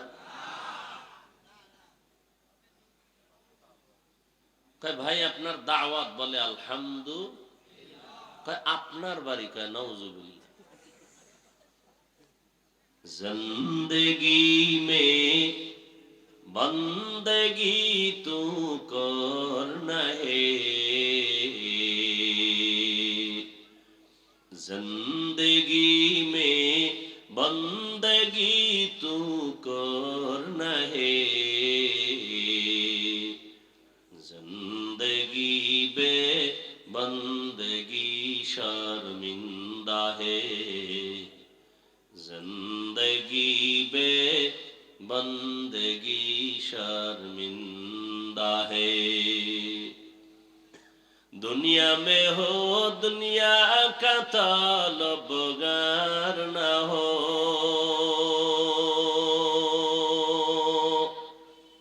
बाजार से गुजरो हो खरीदार न हो।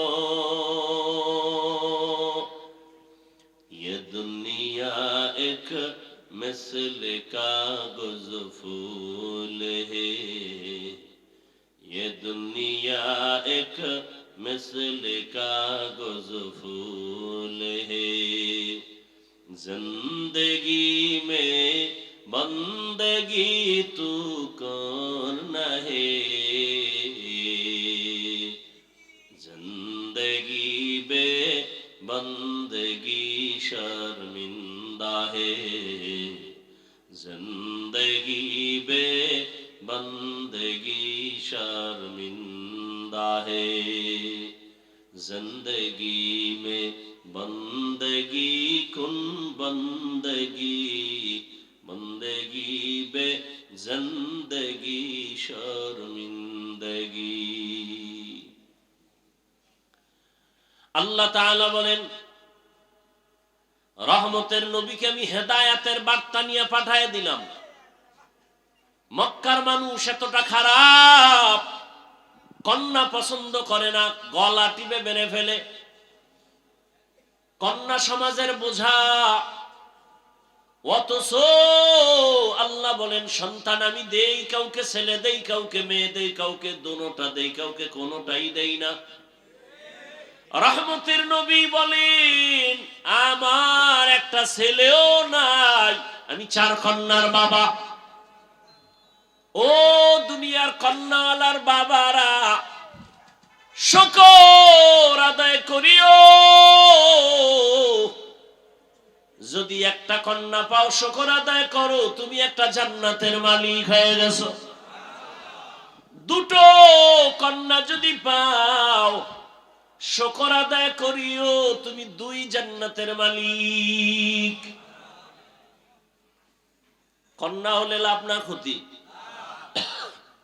কন্যা ছেলে হলে লাভ, কামাই করে খাওয়াবে। কয়জনে যে খাওয়ায়, বিয়া করলেই নাই, বউও নাই, ছেলেও নাই। বিষয় কি কয়, ঘরে আনছে ডানা কাটা ভরি। কি কাটা ভরি? ডানা কাটা ভরি আনার পরই ঘরে কয়, তোর বাবার ডানা ভালো না, কেটে ফেল। তোর মায়ের ডানাও খারাপ, চল। কই যামু? কয় যশোর শহরে ফেলাক ভাড়া ল। তোর মা বাবার ডানা ভালো না। কিছুদিন ওখানে ঘুরে ফিরা এবার স্বামীরটা খাইয়া চুষে চুষে কয় এবার তোর ডানাও খারাপ, হিজরত করে গেলাম। আছে না নাই? ডানা কাটা ভুঁড়ি, এটার ব্যাখ্যা কি আমি বুঝি না। আল্লাহ হেদায়েত দান করুন। সন্তান দেওয়ার মালিক কে?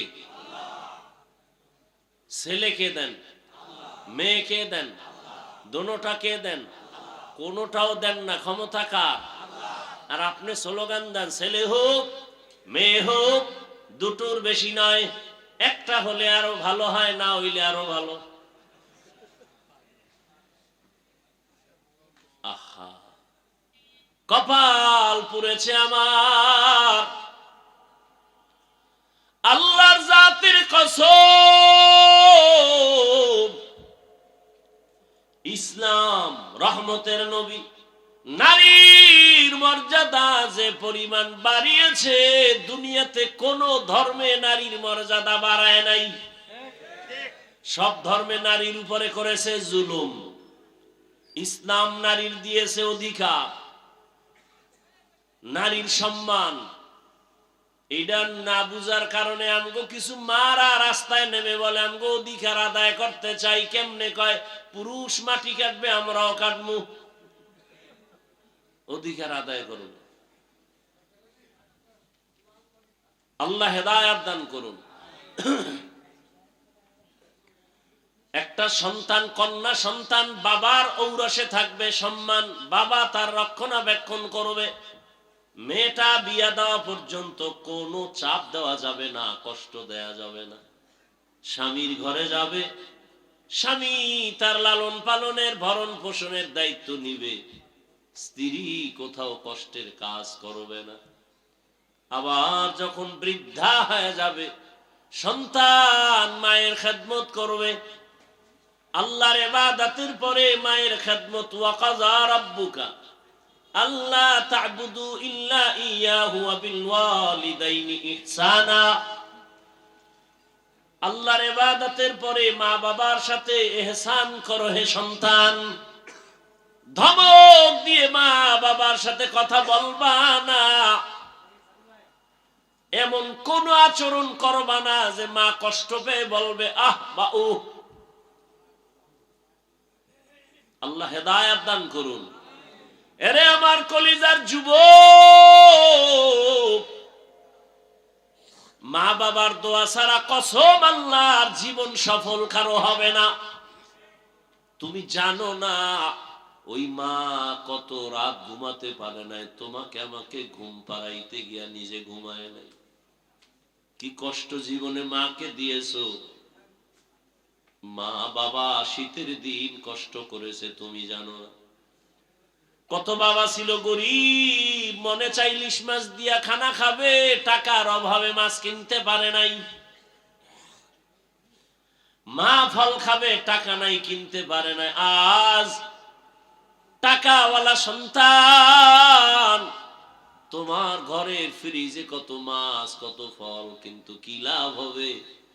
যারা আফসুস করেছে তারা সাদা কাপড়ের প্যাকেট হয়ে আছে, চাইলেও আর খাওয়াইতে পারবা? ওই মা বাবা যার বেঁচে আছে, এই রত্ন হারাইও না রে যুবক। ওই মা বাবার থেকে দোয়া নাও, কপাল খুলে যাবে। জাকির নায়ক একজন ডাক্তার, আর আমার দেশের তাসলিমা নাসরিনও একজন ডাক্তার। গোটা দুনিয়ার মানুষ জাকির নায়কের জন্য পাগল।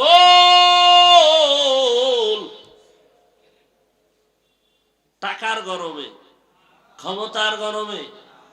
আর তাসলিমা নাসরিনের জন্য মানুষ ধিক্কার জানায়। ও মইরা গেল, ওর লাশটা বাংলাদেশে আসবে না।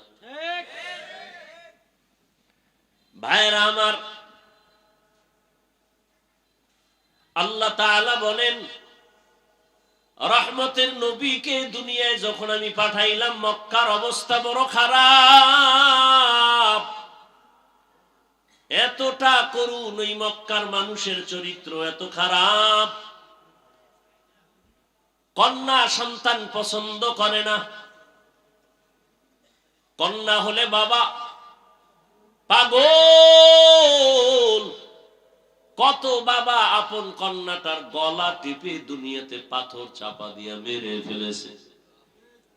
অথচ তাকায় দেখছেন যার ঘরে ছেলে আছে মেয়ে আছে, খবর নিয়ে দেখেন একটা ছেলের অন্তরে যেই পরিমাণ বাবার প্রতি মায়া ভালোবাসা, এর থেকে শতগুণ মায়া একটা মেয়ের অন্তরের ভেতরে চলে। মা বাবা অসুস্থ হয়ে গেলে ছেলে বলে সুস্থ হয়ে যাবে, আর মেয়েটা যদি শ্বশুর বাড়ি থাকে পাগলের মতো কান্না করে, আমার আব্বার কি হালাত, পাগলের মতো দৌড়ায়, আমার আব্বা অসুস্থ, ঘরে থাকতে চায় না, পাগলের মতো হয়ে যায়। রহমতের নবী বলেন আমিও চার কন্যার বাবা, আমার কন্যার কথা যখন মনে পড়ে সহ্য করতে পারি না। আমার কনিষ্ঠ কন্যা ফাতেমা, নবী কোথাও যদি যাইতেন সর্বশেষ ফাতেমার থেকে বিদায় নিয়ে যাইতেন, আবার দাওয়াতের কাজ শেষ করে যখন রহমতের নবী বাসায় ঢুকতেন, সবার আগে ফাতেমার ঘর দিয়া তারপরে নবী বাসায় যেতে। একদিন নবী আসছে, তার নাতি হাসান হুসাইনের খবর নেই, ফাতেমার খবর নেই। আজ নবী ঘরের দরজায় সালাম দিছে, আসসালামু আলাইকুম ইয়া আহলাল বাইত। ঘরের থেকে কোনো আওয়াজ নাই, নীরব নিস্তব্ধ। ও পর্দার আড়ালের মা বোনেরা ভালো করে শুনেন, রহমতের নবী ফাতেমার বাড়ির দরওয়াজায় দাঁড়িয়ে সালাম দিতেছেন, কোনো জবাব নাই। আবার আওয়াজ দিলেন, আসসালামু আলাইকুম ইয়া আহলাল বাইত।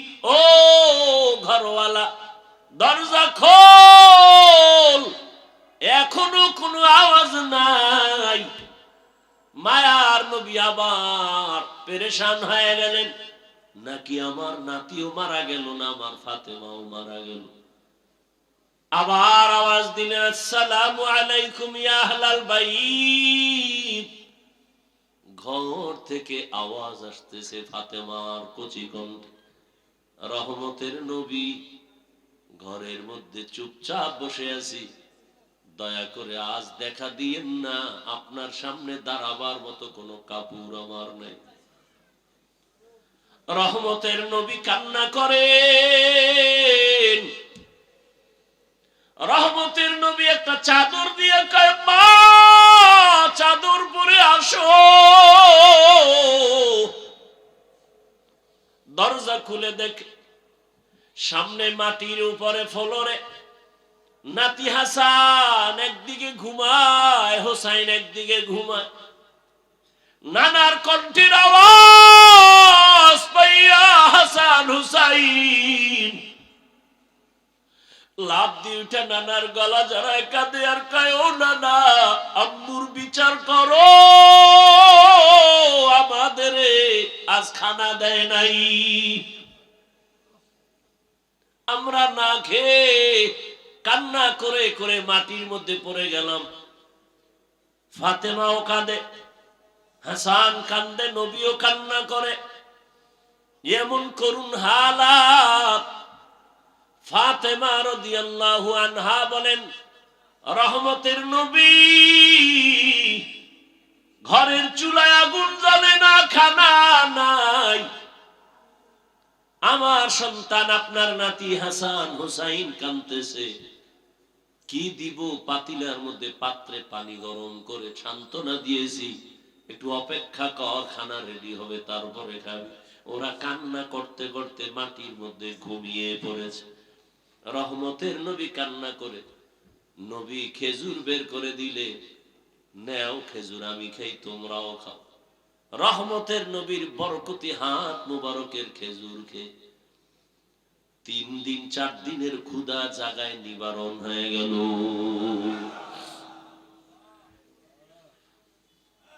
আল্লাহ তাআলা বলেন, রহমতের নবী আসছেন মক্কা নগরীতে। মক্কার মানুষগুলো এখনো তাদের ওই চরিত্রের কোনো ভালো দিক এখনো আসে নাই। নবীও কাউকে কালেমার কথা বলেন না, নামাজের কথা, রোজার কথা বলেন না। সর্বশেষ আল্লাহ তাআলা কোরআন দিলেন। 40 বছরের পরে রহমতের নবী কোরআন পেয়ে দাওয়াতের কাজ শুরু করেন, আর মানুষকে বলে এক আল্লাহর ইবাদত করো, আল্লাহর কাছে মাথা নত করো, ইবাদত করো, মূর্তি পূজা ছেড়ে দাও। কিছুদিন পরে রহমতের নবী আবার বলে রহমানের ইবাদত করো। মুশরিক বেঈমানেরা কয়, ও আব্দুল্লাহর সন্তান, এতদিন তুমি এক আল্লাহর কথা বলেছো, আজ আবার তুমি রহমানের কথা বলো। বলো তোমার আল্লাহ একজন নাকি দুইজন? নবী বলেন একজন। তো বলো আবার আলাদা রহমানের কথা বললা, মানির রহমান, বলো রহমানকে। নবী বলেন অপেক্ষা করো, জবাব দিব। দয়াময় আল্লাহ রহমান কে? এই কথার জবাবে আর রহমান সূরা নিয়ে কয়, জিবরাইল যাও রহমতের নবীর কাছে এই আয়াতগুলো জানায় দাও, আমি রহমানকে পরিচয় দিয়া দাও। আর রহমান আল্লামাল কুরআন খালাকাল ইনসান আল্লামাহুল বায়ান। রহমান হলেন তিনি, কোরআন শিক্ষা দিলেন যিনি। রহমান হলেন তিনি, মানুষ সৃষ্টি করলেন যিনি। এখানে বুঝার ব্যাপার। আল্লাহ বলেন আমি রহমান কেমন? আগে কোরআন শিখাইয়া তারপরে মানুষ বানাইলাম। অথচ বাস্তবে দেখি তার উল্টা। আল্লাহ আগে আমাদের সৃষ্টি করেছেন, তারপরে আমরা বড় হয়ে কোরআন শিখেছি। এটাই তো বাস্তব। আমরা কি আগে কোরআন শিখছি? কিন্তু আল্লাহ কি বলেন? আর রহমান আল্লামাল কুরআন খালাকাল ইনসান আল্লামাহুল বায়ান। আমি এমন রহমান, আগে কোরআন শিখাইয়া পরে তোমাদের মানুষ বানাইছি। আল্লাহর কথাই ঠিক, আমাদের বুঝের অভাব। মুফাসসিরিনে কেরাম বলেন আল্লাহ কেন বললেন আগে কোরআন শিখাইলাম পরে মানুষ সৃষ্টি করলাম? তার কারণ হলো আল্লাহর আদালতে সব মানুষ জান্নাত পাবে না। বলে তাহলে কোন মানুষ পাবে? বলে দুনিয়াতে মানুষ আবার কয়েক ভাগে ভাগ করে। একদল বংশগত মানুষ, আর একদল জন্মগত মানুষ, আর একদল হলো গুণের মানুষ, গুণগত মানুষ। আল্লাহর কাছে বংশ পরিচয়ের মানুষটা জান্নাত পাবে না, জন্মের পরিচয়ের মানুষটা জান্নাত পাবে না, একমাত্র গুণের মানুষ জান্নাত পাবে। এবার বুঝার চেষ্টা করি গুণের মানুষ কাকে বলা হয়। আদম নবী আমাদের বংশদাতা বাবা, তার বংশে আমরা আসছি, আমরা বংশগত মানুষ। এই পরিচয়ে জান্নাত পাওয়া যাবে না, কারণ আদমের বংশে জন্ম নিলেই যদি জান্নাত পায় তো হিন্দুরাও পাবে, বৌদ্ধরাও পাবে, ইহুদিরাও পাবে। এই পরিচয় হবে না। আমার বাবার ঔরসে আমার জন্ম, আমি জন্মসূত্রে সন্তান, এই পরিচয়ে জান্নাত পাওয়া যাবে না। একমাত্র গুণগত মানুষগুলো জান্নাত পাবে। গুণের মানুষ বুঝার জন্য একটা মূলনীতি মনে রাখবেন। দুনিয়াতে যত বস্তু বানায়, বানানেওয়ালারা এমনি বানায় না, কোনো কাজের জন্য। যেমন আমি মাউথ নিয়ে কথা বলি, মেশিনে তাই না হরেন থেকে কথাটা অনেক দূরে ভাষায় দিতেছে। এক কথায় মাইকওয়ালা মাইক যখন বানাইছে, কি কাজের জন্য? বলে আওয়াজটা দূরে নেওয়ার জন্য। কথা ঠিক না? আজীবন মনে রাখবেন, যেই বস্তুটা যেই কাজের জন্য বানায় ওই কাজটাই হলো ওই বস্তুর গুণ। বলেন তো মাইকের গুণ কি? আওয়াজ দেওয়া। বাতিওয়ালা বাতি বানাইছে কেন? আলো দেওয়ার জন্য। তাহলে বাতির গুণ কি? আলো দেওয়া। পাখাওয়ালা পাখা বানায় কেন? বাতাস দেওয়ার জন্য। পাখার গুণ কি? বাতাস দেয়া। মাইক যদি আওয়াজ না দেয় বলবে এটাকে ভেঙ্গে ফেলে দাও, এটা গুণের মাইক না। বাতি যদি আলো না দেয় বলবে এটা ফেলে দাও, এটা গুণের বাতি না। এবার আমাকে জবাব দেন, দয়াময় রব্বুল আলামিন মানুষ কেন বানাইছেন? কি বিড়ি টানার জন্য? আলেমরে গালি দেওয়ার জন্য? মা বাবার সাথে বেয়াদবি করার জন্য? কেন বানাইছেন? ওয়ামা খালাকতুল জিন্না ওয়াল ইনসা ইল্লা লিয়াবুদুন।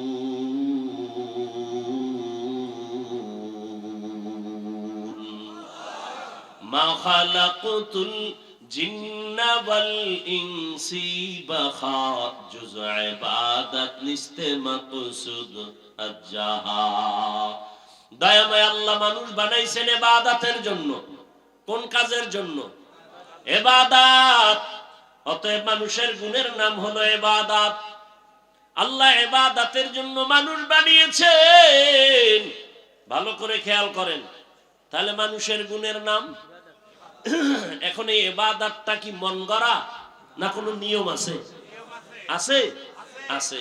কয় নিয়ম জানতে হলে কোথায় যাও? বলে কোরআন ধরো। সব নিয়ম কোথায় আছে? কয় কোরআন বুঝি না। কেমনে? কয় হাদিস ধরো। কোরআনের ব্যাখ্যা হাদিস। বলে কোরআন হাদিস কিছুটাই পারি না। বলে কোরআন হাদিস বুঝার জন্য উলামায়ে কেরামের কাছে যাও।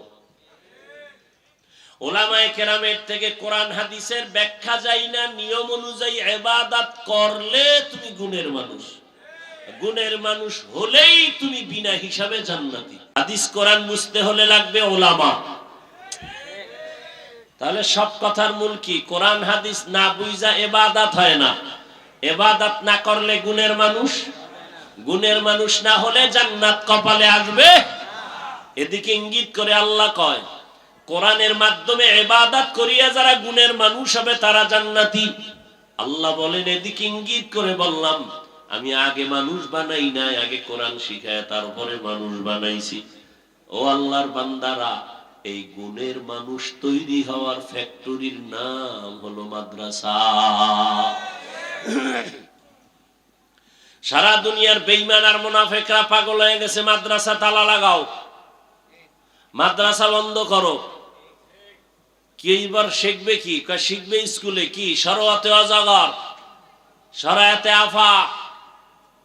কথা বলেন। আর মাদ্রাসায় কি পড়ে? সরায়াতে ওযু, সরায়াতে আল্লাহ। ঠিক নেই? হ্যাঁ, স্কুলে পড়ো বাধা নাই, কলেজে পড়ো বাধা নাই, ডাক্তার হও, ইঞ্জিনিয়ার হও, প্রফেসর হও। তবে আদর্শ গুণের মানুষ হতে হলে উলামায়ে কেরামের ছোঁয়া লাগাও। উলামায়ে কেরামের ছোঁয়া পাইয়া স্কুল কলেজের ছাত্ররা নামাজি। বলেন, ডাক্তার, প্রফেসর, ইঞ্জিনিয়ার, আলেম ওলামাদের ছোঁয়া পেয়ে 5 ওয়াক্ত নামাজি আসেনি। অতএব স্কুলে পড়া খারাপ। কত যুবক রাস্তায় গাড়ি চালায় নামাজ পড়ে নাই? নদীর মধ্যে মাছ ধরে নামাজ পড়ে, কৃষি কাজ করে নামাজ পড়ে, র্যাব, আর্মি, পুলিশ, বিডিআরের চাকরি করে নামাজ পড়ে। ও পর্দার আড়ালের আম্মা জান, আপনার মতো কত মা কত বোন এই এলাকায় আছে নামাজি পর্দাওয়ালা নাই? এবার তাদেরকে বলবো, যারা পর্দা করেন না, নামাজ পড়েন না, দাড়ি রাখেন না, ও যুবকেরা, আপনার কপাল এত খারাপ কেন? আপনার মতো যুবকটা যদি রাস্তায় গাড়ি চালায় নামাজ পড়ে, কলেজে পড়ে নামাজ পড়ে, ডাক্তার নামাজ পড়ে, আপনার কপাল কেন খারাপ? ও মা, আপনার মতো মা যদি নামাজ পড়তে পারে, আপনি কেন বেপরদায় রাস্তায় ঘুরেন, মার্কেটে দৌড়ান? এখনো সময় আছে, গুণের মানুষ হইয়া কবরে যান, সন্তানটাকে কোরআন পড়ায় আদর্শ ডাক্তার বানায় দেন। ও যুবক, মা বাবার দোয়া নিয়ে ডাক্তার হও, জীবন ডাক্তার জাকির নায়েকের মতো হবে। আর যদি বেয়াদবি করো মা বাবার সাথে, আলেমদের সাথে, শিক্ষকের সাথে, তাসলিমার পরিণাম ফল হবে।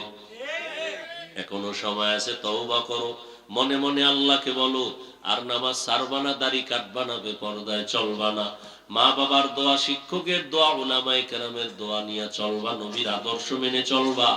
মা বোনেরাও তওবা করেন, আর বেপরদায় চলবেন না। সন্তানটাকে কোরআনওয়ালা বানাবেন, ডাক্তার ইঞ্জিনিয়ার বানাবেন, পর্দা করবেন, স্বামীর মাল হেফাজত করবেন। মুরব্বীরাও তওবা করেন, আর নামাজ ছাড়বেন না, বেপরদায় চলবেন না। সন্তানটাকে আদর্শ ইঞ্জিনিয়ার, প্রফেসর, ডাক্তার বানাবেন। তওবা করার মতো যদি অন্তর থাকে, মুনাফিকি না থাকে, খাঁটি তওবার নিয়তে দুটো হাত আল্লাহকে দেখায় দেই। আয় আল্লাহ, হাতগুলো কবুল করে নেন, তওবা কবুল করে নেন, তওবার উপরে মজবুত হয়ে চলার তৌফিক দান করেন, আমিন। আলহামদুলিল্লাহি রাব্বিল আলামিন। والصلاة والسلام على سيد الأنبياء والمرسلين وعلى آله وأصحابه أجمعين يا أرحم الراحمين يا أرحم الراحمين يا أرحم الراحمين رب ارحمهما كما ربياني صغيرا اللهم إنك عفو كريم تحب العفو فاعف عنا اللهم إنا نسألك رضاك والجنة ونعوذ بك من سخطك والنار اللهم إنا نعوذ بك من البرص والجنون والجذام وسيء الأسقام رب العالمين মেহেরবানি করে আপনি আমাদেরকে মাফ করে দেন, ওলামায়ে কেরামদের কবুল করে নেন, মুরব্বী, হাজী সাহেব, ব্যবসায়ী, চাকরিজীবীদের কবুল করে নেন, যুবক ছাত্রদের কবুল করে নেন, পর্দার আড়ালের মা বোনদের কবুল করে নেন,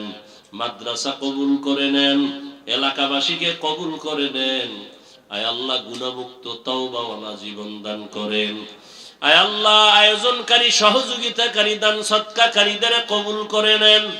এলাকার ঘরে ঘরে শান্তি দান করেন। আমার কলিজার যুবকদের 5 ওয়াক্ত নামাজি, কোরআন পড়নেওয়ালা বানায় দেন। মোবাইলের গুনাহ থেকে আমাদের হেফাজত করেন। লেখাপড়া যারা করে, পরীক্ষার্থী কামিয়াবি দান করেন। সারা দুনিয়ার মানুষকে আপনি শান্তি দান করেন। যুদ্ধরত অবস্থা থেকে জাতিকে স্বাভাবিক জীবনে ফিরায় দেন আল্লাহ। প্রবাসের জীবনে যারা আছে, ব্যবসা চাকরিতে বরকত বাড়ায় দেন, হেফাজত করেন। বাংলাদেশ শান্তির দেশ বানায় দেন। আয় আল্লাহ, দেশ ও দ্বীনের জন্য যারা জীবন দিল, তাদের মাফ করে দেন। এখনো যারা চেষ্টা করে, কবুল করে নেন। দয়াময় আল্লাহ, যারা চাকরি করে, ব্যবসা করে, রুজিতে বরকত বাড়ায় দেন। হারাম থেকে হেফাজত করেন, অভাব দূর করে দেন, ঋণ আদায়ের ব্যবস্থা করে দেন আল্লাহ। মা বোনদের কবুল করে আবেদা, পর্দাওয়ালা বানায় দেন। আয় আল্লাহ, দাম্পত্য জীবন সুখময় করে দেন। আয় আল্লাহ, আমাদের আদবওয়ালা, বিনয়ী বানায় দেন, বেয়াদবির থেকে হেফাজত করেন। আয় আল্লাহ, মাদ্রাসা, মসজিদ সহ সমস্ত শিক্ষা প্রতিষ্ঠান নবীর আদর্শে কবুল করে নেন। আয় আল্লাহ, ইলম ও হিলম ও হিকমত আমলে বরকত বাড়ায়া দেন। উলামা, তোলাবা, উম্মতের অন্তরে ইজ্জত, মুহাব্বত, রব বাড়ায়া দেন। সামিঈন, নাযিরিনদের অন্তরে ইজ্জত, মুহাব্বত, রব বাড়ায়া দেন। আয় আল্লাহ, ইজ্জতের সাথে সারা দুনিয়ায় খেদমতের জন্য কবুল করে নেন। পরমুখাপেক্ষির থেকে হেফাজত করেন। নবীজির সুন্নাতওয়ালা ইজ্জতের জীবন দান করেন। নবীজির রওজা মুবারক, বাইতুল্লাহ জিয়ারতের জন্য কবুল করে নেন। মুখালিফের মুওয়াফিক বানায় দেন।